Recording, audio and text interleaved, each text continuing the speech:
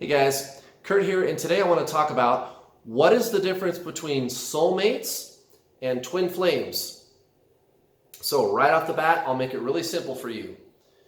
You already know that your other self, so-called twin flame, right? I try to encourage everybody to start calling it other self instead of twin flame, because that's really what it is, okay? So, with your so-called twin flame, other self, all right? They are you. That's why I'm trying to tell you to call it other self. They are you. You and them is one thing, okay? So there's you and there's everybody else. I'm trying to make this very concrete. It's very, very simple. Think about this. In the world, there's 7 billion people or whatever, and there's you. There's you and there's all other people in the whole world, right? That's pretty concrete.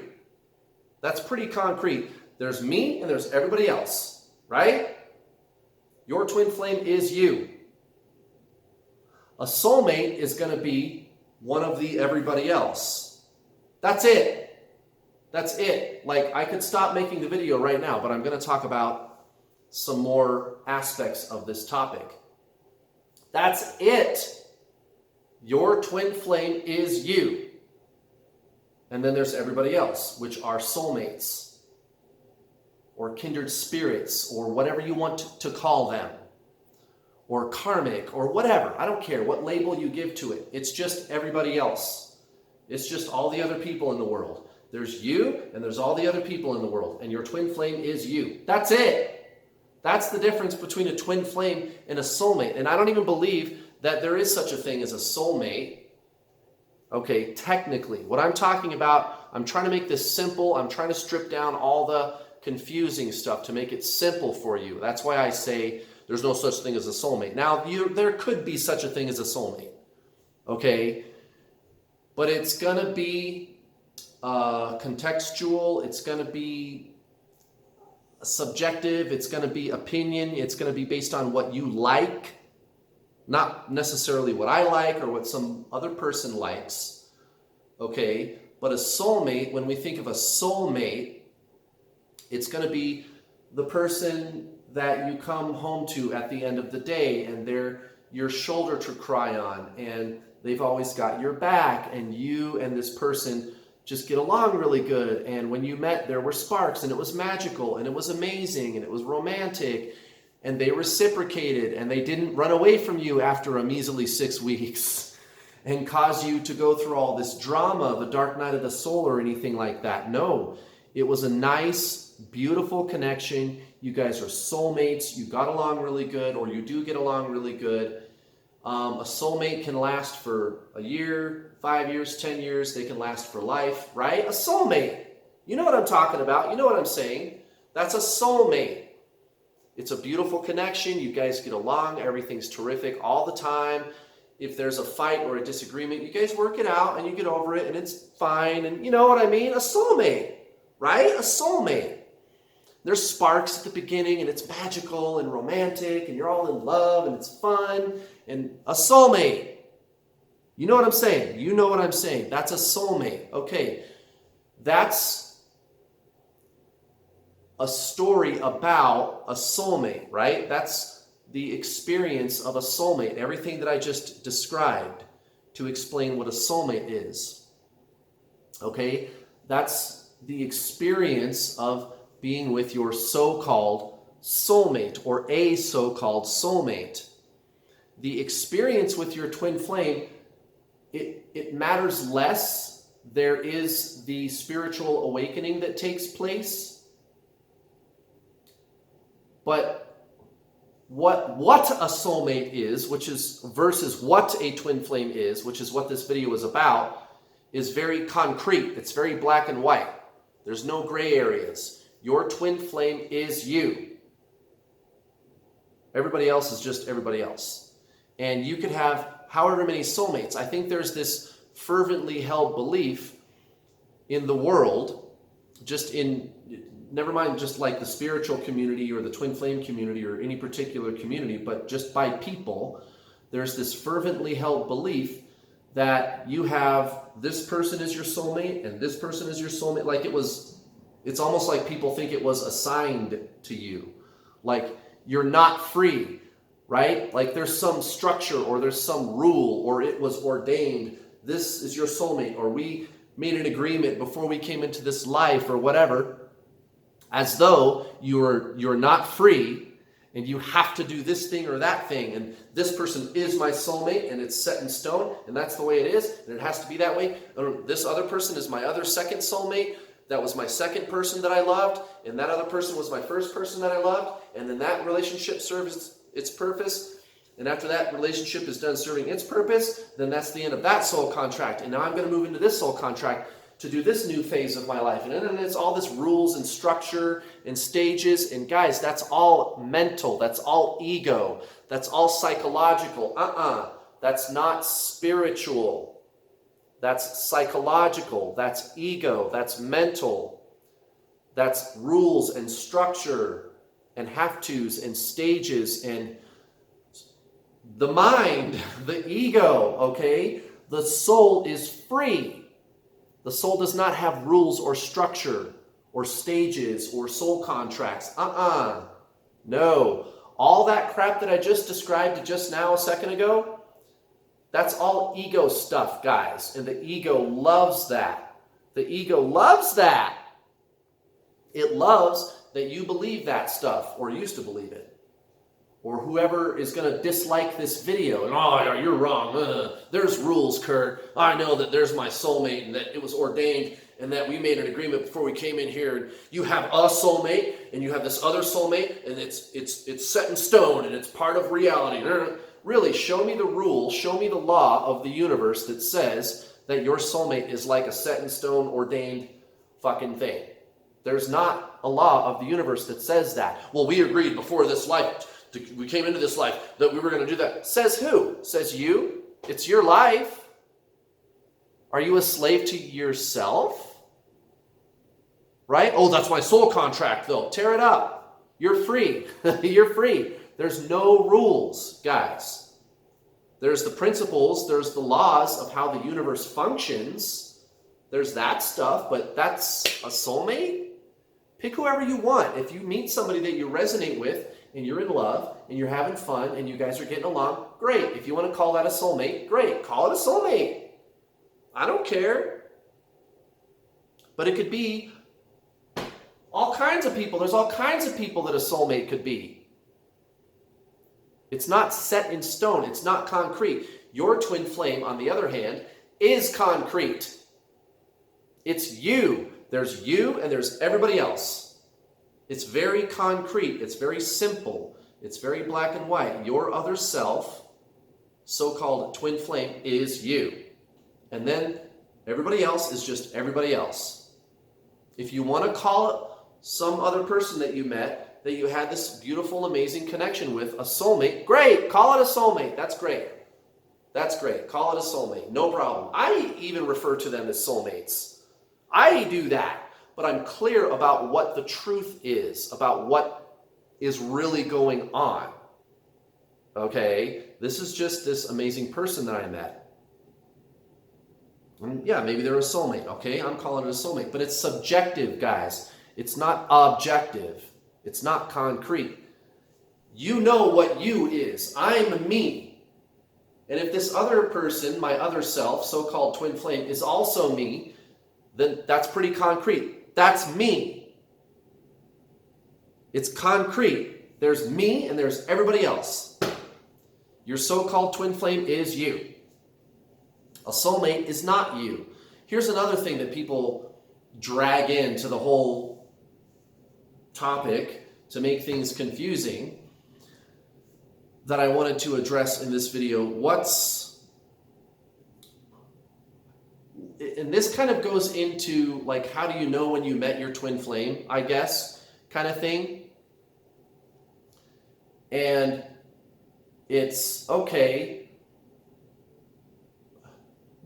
There's this tendency in the general spiritual community, I guess you could call it, to think of a twin flame as a soulmate. And so, for example, if you go watch my video called The 5 True Signs You've Met Your Twin Flame, or The 5 True Twin Flame Signs, or something like that, just go to my channel and look around, you'll find it. When I get to the part in the video, when I describe the dark night of the soul, which is the beginning of your spiritual awakening, that's what that is. That's why you feel all that pain and the obsessive thinking and everything, right?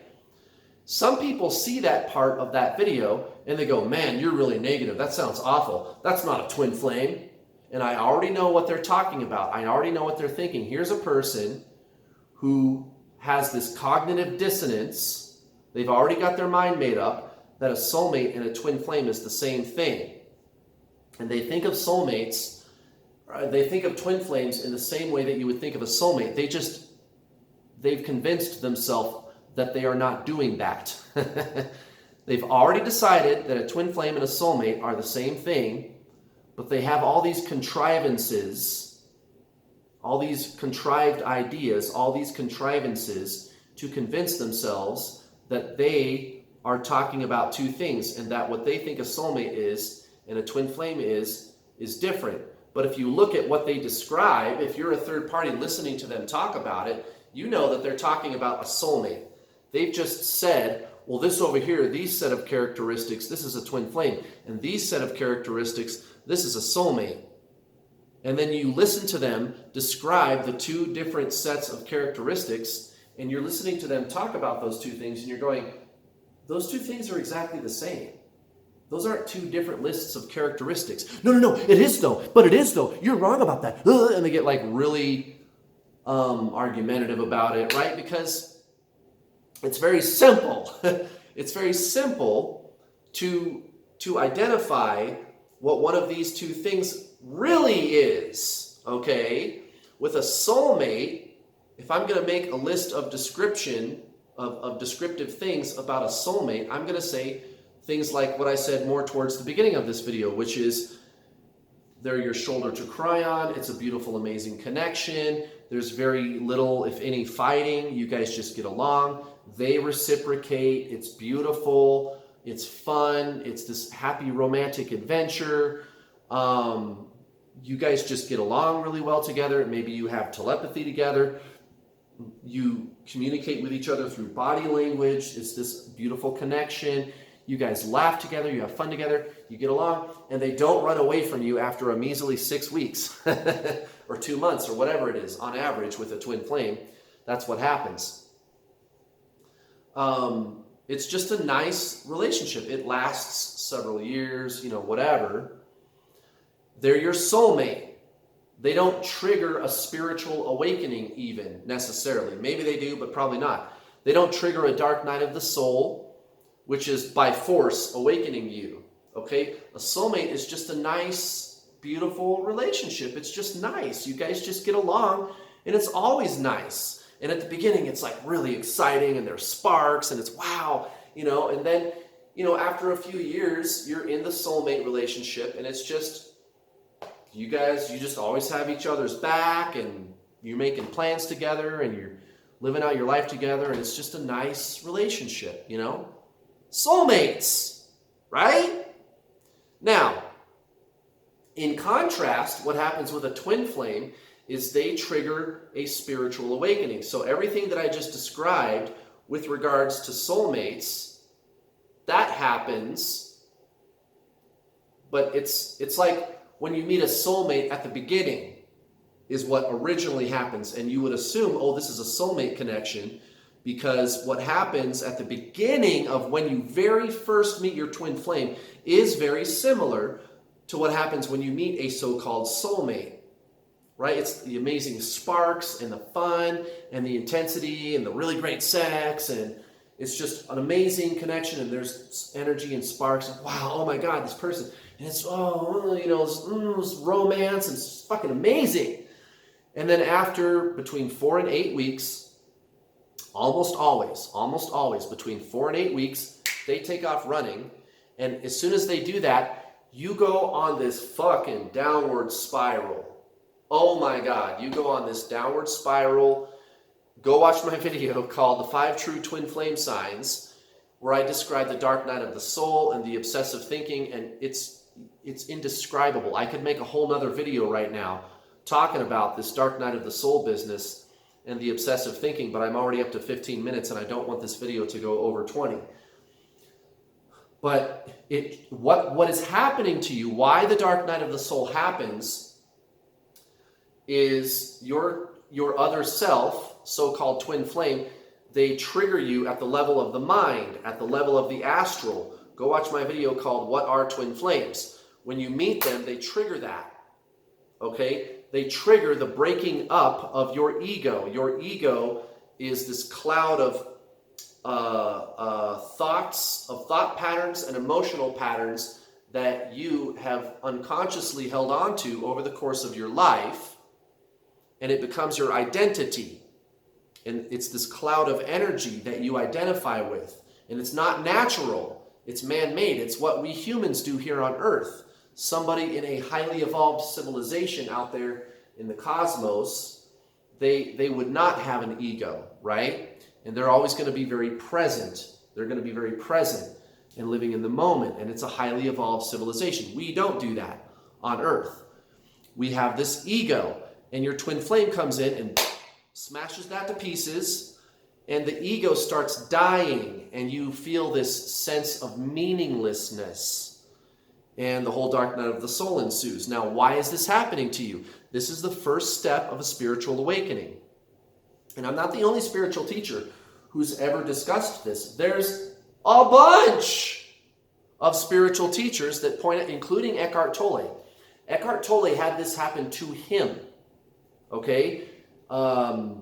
Christina Lopes, she's another one that explains this. Yeah, like maybe what you're feeling isn't like depression or anything, because one minute you were feeling fine and now you're feeling this ridiculous dark night of the soul, which it's not regular depression, guys. It's not. It's something else.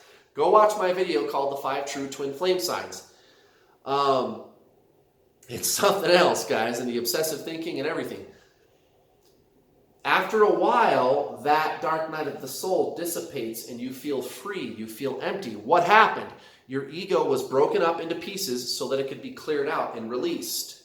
The ego has to melt away so that the energy of your soul can emanate brighter.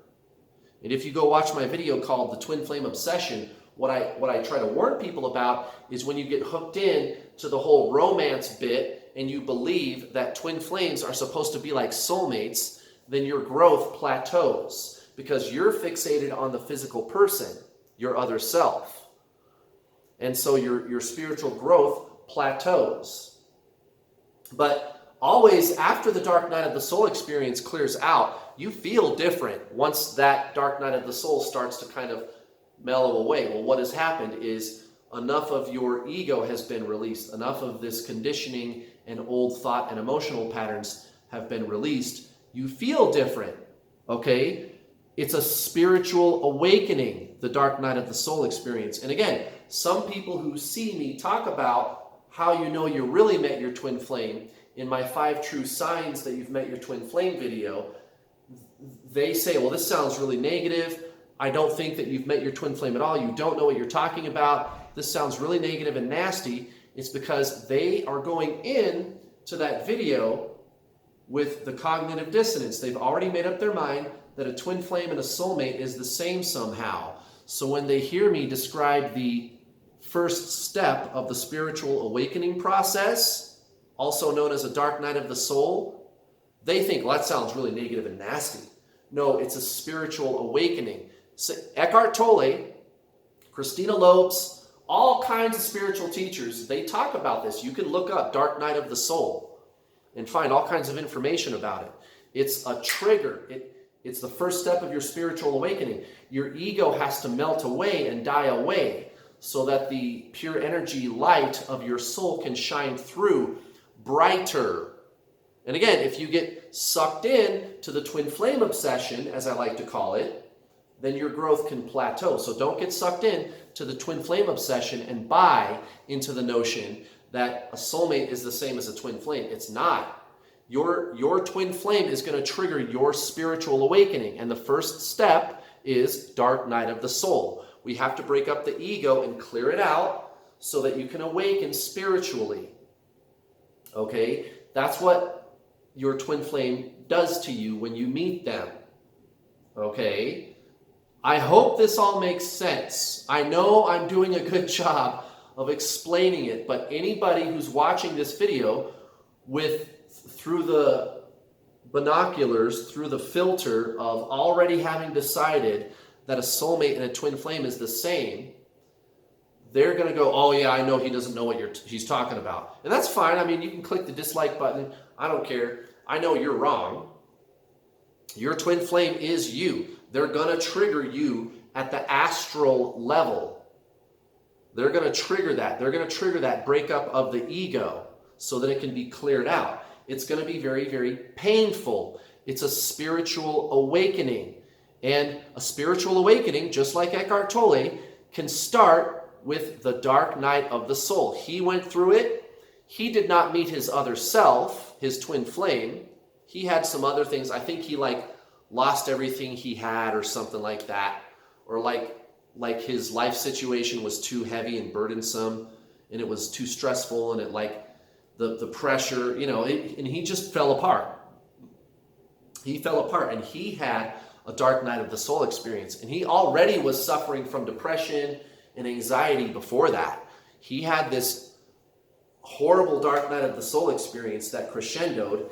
And finally, when the pressure was too great, he broke and the ego fell away. And what was left is the man you see today, Eckhart Tolle, if you go watch one of his videos. But he had basically a dark night of the soul experience. For a lot of people, it's the first step of a spiritual awakening. And there's another misconception that people have about a spiritual awakening, is that it has to necessarily be this amazing thing and we're just awakening. Oh, it's beautiful. No, oftentimes it can start off very, very painfully. Very, very painfully. Why? Because your ego is triggered and it's breaking up so that it can be melted away and cleared away so that you can awaken, so that the light of your soul can shine through brighter. We have to peel away the layers of the onion. We have to peel away the ego. And your twin flame, your other self, they come in and they cause that breakup. A soulmate isn't going to do that. It's just going to be a beautiful, amazing connection from the get-go. And if you get sucked into this negativity and you never awaken spiritually, ever, and it's just been going on and on and on, and you're in this negative emotional place, then I think that's what people call a karmic. I don't believe that that is a thing. I think that's just somebody who's stuck in an unhealthy cycle, okay? When you pull out of the dark night of the soul experience and you have this epiphany and this awakening, that's a spiritual awakening. At some point, you pull out of it. You pull out of it. And that's how you know, one way that you know you've met your twin flame. So there you go, guys. I hope this makes sense. I'm trying to not make it complicated. If you're confused, just go rewatch the video again. You might go to my playlist menu. Go to the main page of this channel and go to the playlists menu.